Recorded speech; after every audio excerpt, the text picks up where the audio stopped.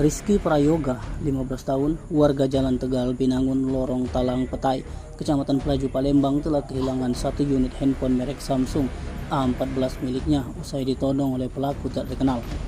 Peristiwa penodongan yang dialami korban terjadi di Jalan Amin Mulia, tepatnya di samping kantor Dekranasda Kelurahan 15 Ulu, Kecamatan Jakabaring, Palembang. Tidak terima atas kejadian yang dialaminya, korban melapor ke SPKT Polrestabes Palembang. Dikatakan Rizky, karena dihadang diakui Rizky dirinya terpaksa menghentikan sepeda motor yang dibawanya.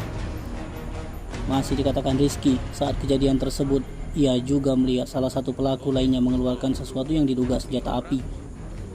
Untuk laporan pelapor akan korban bernama Rizky Prayoga telah diterima SPKT Polrestabes Palembang dan laporan dibenarkan oleh Kepala SPKT Polrestabes Palembang AKP Heri.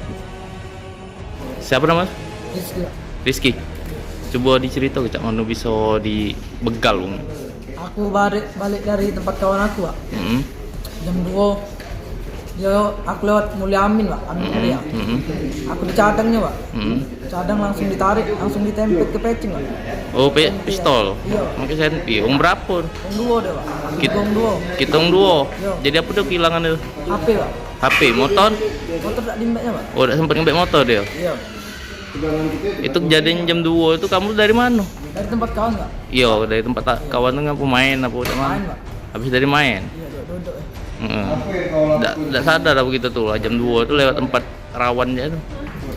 Enggak sadar gitu, Pak. Ada ancaman lain enggak? Hmm? Ada ancaman lain enggak? Katanya, apa? Kau kalau ngadu tembak di sini. Tidak ngadu udah aku. Sudah. Sambil ngitu ke senpi dia tuh. Iya, Pak. Dia ngembek HP itu baik kan? Ngembek HP-nya, Pak. Ngapa tak kalau ngembek motor gitu? Takut apa dia? Kurang berani juga kalau dia tuh, Pak. Oh, lah wong dua besar-besar berarti. Sikap besar, sikap kecil, Pak. Oh, masih muda. Masih muda. Jadi kerugian itu HP apa yang diambil? Samsung A14, Pak. 14 berapa lah kerugian total? 1,4 paling. 1.400.000. Iya. Tim Liputan Sumsel TV melaporkan.